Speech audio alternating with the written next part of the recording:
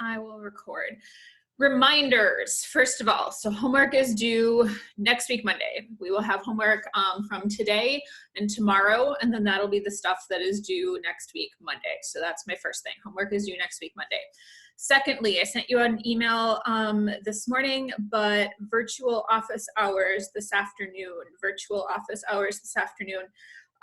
if we go right up to 12:20 on class, then I might be a little bit late in getting to virtual office hours because I am going to go to school. So my plan is to do virtual office hours at school so I can also do some grading and scanning and homework and stuff, all of that. So if I'm not on immediately at 1 and you have virtual office hours, give me just a couple minutes and I'll be on. That's the second thing. Third thing, classes for next semester. So in terms of classes for next semester, the schedule is out. It is available on MyWLC. Registration for juniors and seniors is April 20th. If you have not declared a math major yet, but you are a sophomore and you're intending to major in math, which I hope you are, that would be nice.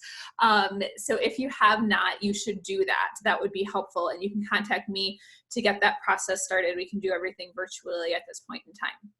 If you are a declared math major and you're my advisee, you should have gotten an email from me this morning. If you are not my advisee, but Professor Book or Dr. Brown is your advisor, they should be contacting you. And if you have no advisor to talk to about math stuff, I am more than happy to do that also. So we can do a Zoom meeting or we can do via email, but start thinking about what classes you want for fall. I don't think the schedule is going to change too much for math anyway, from what's up there at this point. So those are my 3 announcements. General questions before we do homework questions, but anything general first of all. Anybody, anything? General questions? No, we're all good? Okay, how about homework questions then? Anybody on either 4.1 or you've had a little bit of stuff on 4.2 now? 4.1 or 4.2, anything there, Stuart? Number 9 on 4.1, the third assignment. Number 9, 1 second. Yes, okay, so you are supposed to find the Laplace transform of that function, and I think I said to find it the long way, yes? Yes, okay, so what's your question? A little more. So I did the partial integration by parts. Integration by parts. Yep. Mm-hmm. But then I'm struggling to remember how to plug in, and I think I may have forgotten to switch my U, but then when I was doing that I couldn't my boundaries. But what are the boundaries after the integration by parts? I made a change and then I didn't remember what exactly I did. I think I would switch back to T's. I think I would switch back to T's after you do your integration by parts instead of trying to change your limits. That'll work a little bit better because then your limits are going to be from 0 to 1, right? Technically, you have 2 integrals. It's from 0 to 1 and from 1 to infinity. But from 1 to infinity, that whole function is equal to 0. So that integral just goes away. And so therefore, this is really nice. Now you don't have an improper integral anymore either. It's just a regular normal integral from 0 to 1. So you don't have to worry about convergence, divergence, all that fun stuff. Okay. Other homework questions on 4.1 or 4.2? Seth, yeah. For 4.2, number 10. 4.2, number 10. Okay. For finding x of s, like operating for x of s. Mm-hmm. So the step before doing the partial, I'm a little confused on whether I should, in the numerator, make it all the same. Because I got 1 over s squared plus 2 in the numerator. Yeah. Over s squared plus 3s plus 2. So for the 1 over s squared plus 2, should I put that all under one denominator? Yes, do a common, yep. Okay. And we'll have one more example today where I think that is going to show up. We're going to start with an example. Yeah, that'll show up in my first example today also. So that'll give you a little more practice. But yes, put everything in the numerator under common denominator, and then you have yet another denominator from the piece when you divide. Okay. All right. And again, we'll do an example. That's the first example that I'm going to run through today. So you can see a little bit more one more time how that actually works. Anybody else? Other questions on homework? Going once, going twice. Okay, here is today's plan. So first of all, I want to review quick where we are at from yesterday. I'm sharing my screen on my whiteboard, hang on. So I want to review the steps that we did yesterday. That's the first thing. The second thing is to do another example. I'm going to do one more example for you. And then the third thing is to come up with a theorem that helps us find the inverse transform a little bit easier. So this theorem is going to help us out with that third step. But I want to get you going with one more example first of all. So where's my one more example? Where does this start? Here's where this starts. All right, so steps for using Laplace transforms.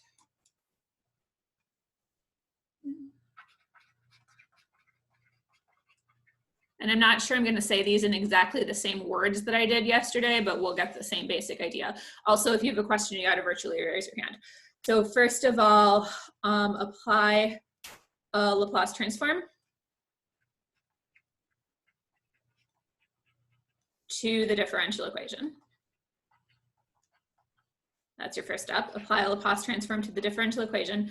Don't forget that you need to apply it to both sides. That's very important. It is easy, especially if your right-hand side is 0 or is a constant. It's easy to forget to apply your Laplace transform to the right-hand side.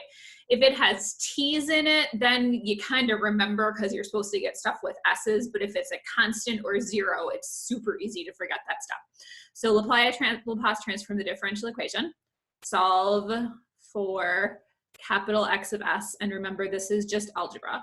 That's all this is, no big deal, just algebra. I shouldn't say no big deal, there's a little bit of complicated algebra, but just algebra, not differential equations. And then third is find the inverse Laplace transform of X of s, which is little x of t. And again, remember this is the hard stuff.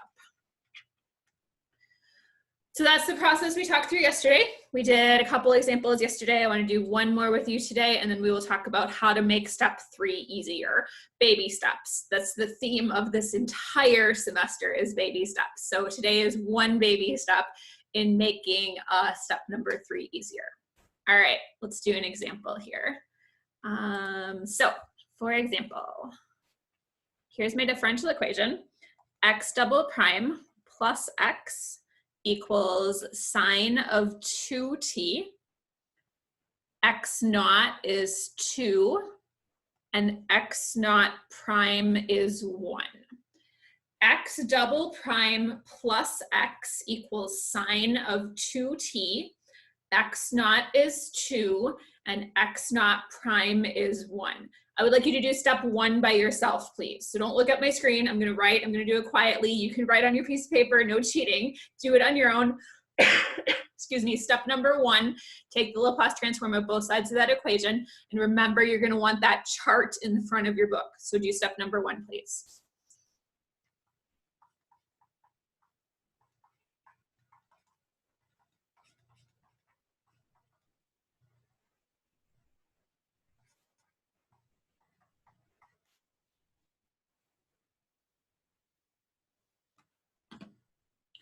And I'm going to expand this to see all of you. So I'm going to have you give me a thumbs up when you're done.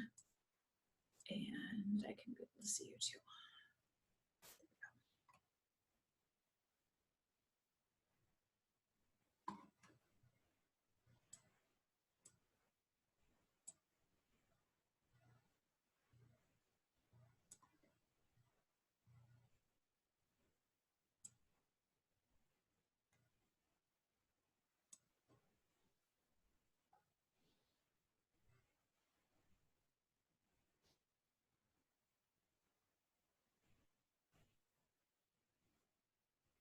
Okay, trying to watch heads up, heads down. Are we done with step number 1? Yes, step number 1 is good. S squared capital X of s minus 2s minus 1 plus capital X of S equals 2 over S squared plus 4. Everybody's good with that? We got that one? Good. Nothing's wrong with that one. We're happy? Okay, step number 2. So I can do, let's take stuff over to the other side of the equation. We've got a 2S, we've got plus 1, and then we've got that 2 over S squared plus 4. And then if I divide my coefficients for capital X of S, I'm going to have an S squared and a plus 1. I am skipping algebra steps here because I am trusting that you can do the algebra. We're going to come back to Seth's question in just a minute, but for right now, I am skipping algebra steps in assumption that you can do the algebra. If that is a poor assumption, let me know and I will stop skipping algebra steps, but that's where I'm at for this particular one. So capital X of S is 2S plus 1 plus 2 over S squared plus 4, and then all of that is over S squared plus 1. Give me a thumbs up on that one. We're good on that one? Good. Okay, here's where we come to Seth's question. So it is going to be better to write the numerator with a common denominator. So we're going to go with an S squared plus 4 in the numerator. The 2 at the end stays because that's already a common denominator. I need to take the 2S times the S squared plus 4 and the 1 times the S squared plus 4. You could do it as a polynomial also if you wanted to. That would work if you wanted to FOIL, or you can multiply the S squared plus 4 by both pieces. It doesn't make a difference. And then all of that still needs to be over S squared plus 1. Okay, so Seth, this was your question on homework. Helping? Yes, good. Okay, all right, cool. Once again, I'm going to assume that you can do the algebra here. And so once we get to the algebra, this simplifies out to, 2s cubed plus s squared plus 8s plus 6 all over, and now we've got 2 pieces, s squared plus 1 and s squared plus 4. 2s cubed plus s squared plus 8s plus 6 all over s squared plus 1 times s squared plus 4. Okay, skipping algebra steps, assuming that you can do those. Partial fractions, my very next step, my very next thing that I need to do is partial fractions. So for my partial fractions, here we go. We've got a numerator or a denominator of s squared plus 1. And we've got a denominator of s squared plus 4. So we've got an s squared plus 1, and we've got an s squared plus 4. I'm not sure, have we done partial fractions with squareds in the denominator? Have I done an example with those yet, or no? Yes, no, what did we? There was homework. There was a homework question with it, but there wasn't, yeah. Not an example, okay. So remember what happens, you always want your numerator to be 1 less than your denominator. So my first one needs to be an AS plus B, and my second one needs to be a CS plus D. So that's my partial fractions in this case, AS plus B and CS plus D. Partial fractions should be coming back. The things that we don't tell you in calculus when we teach you partial fractions and how often you're going to need to use it. Lots. Here's the values that you get out. And again, if you are confused with the details, go back and look in my notes and you can see where all of these come from. It ends up that A is 0, B is negative 2/3, C is 2, and D is 5/3. A is 0, B is negative 2/3, C is 2, and D is 5/3. That's my values that I've got here. A is 0, B is negative 2/3, C is 2, D is 5/3. So let's go to the next screen here. We will rewrite what my X of S is now that I've got all of those, and then we're going to try to find an inverse transform. So X of S is, hold please, changing pages on my notes, 0s minus 2/3 over s squared plus 1 plus 2s plus 5/3 over s squared plus 4. The 0s is totally going to go away, and you wouldn't have to write that in if you don't want to. That's just a 0, but we'll put it in for this first step here. So negative 2/3 over s squared plus 1 plus 2s plus 5/3 over s squared plus 4. This first one, you should be able to figure out the inverse transform of for me. So come up with the inverse Laplace transform of negative 2/3 over s squared plus 1. That one you should be able to look in the front of your book and do. No problem there. Oh, did I reverse things? Wait. Hold, please. Hang on. I'm going to go back a screen. I think I screwed up. One sec. Hang on. A, B, C, and D. Oh, fudge. Okay. So my A, B, C, and D are reversed. I reversed them in my notes. The A and B are over s squared plus 4. I'm sorry. And the C and D are over s squared plus 1. My bad. It is reversed from what I have in my notes. So the values for A, B, C, and D are correct, but make sure that you put AS plus B over the s squared plus 4 part and CS plus D over the s squared plus 1 part. I'm going to go back to the next screen and fix my next screen. Please tell me, give me a thumbs up that you are okay with me screwing up, but now we fixed it. Good, thank you. Okay, this would be easier if I could erase it on the chalkboard. All right, so this is wrong. Let's clear this slide. And I want to erase, here we go. Okay. All right, so x of s is now equal to, let's try this again, negative 2/3 over s squared plus 4 plus 2s plus 5/3 over s squared plus 1. Thank you. Sorry about that. All right. For the first one, inverse Laplace transform, what basic function are you looking at if I've got a constant over s squared plus 4? So maybe brave volunteer, I can see you all, so you can unmute yourself or raise your hand virtually or whatever you got. This first one, what am I looking for an inverse Laplace transform? Stuart, what's my basic function that I'm going to be working with?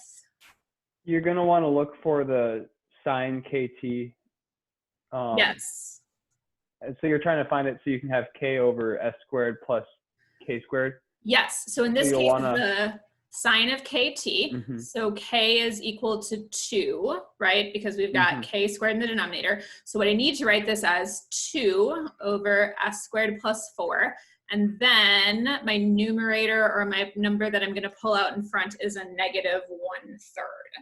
I need to make sure that I still have a negative 2/3 in the top. So I need to do a little bit of algebra here in order to figure out what I've got.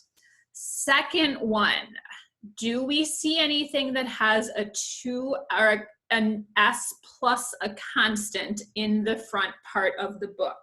Do we see anything there that has an s plus a constant in the numerator? Take a look at that chart, and I'm going to pull mine up too.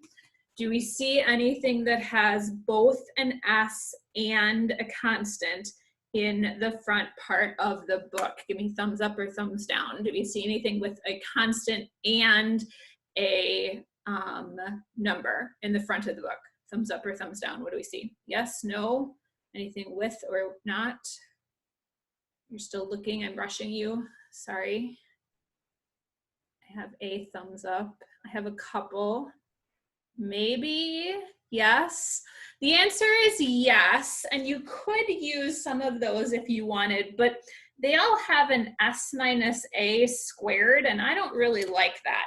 So this is one that we're gonna do a couple different ways. We're gonna do it this way in this section, and then we're gonna come back later and revamp it. For right now, I am going to rewrite this. So we're gonna do 2s over s squared plus 1 and 5/3 over s squared plus 1.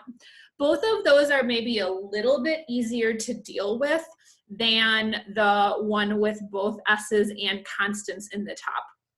Sometimes you have to use the one with both s's and constants in the top, but sometimes you don't, and for this one you don't. So we're gonna say, let's rewrite it. Okay, take a minute, see if you can come up with your inverse transforms for each pieces of these. There's gonna be a cosine, there's gonna be a sine, you'll have 3 pieces in your answer. I'm gonna stop sharing my screen so I can pause the video and then I'll start it again. But see if you can come up with an answer here.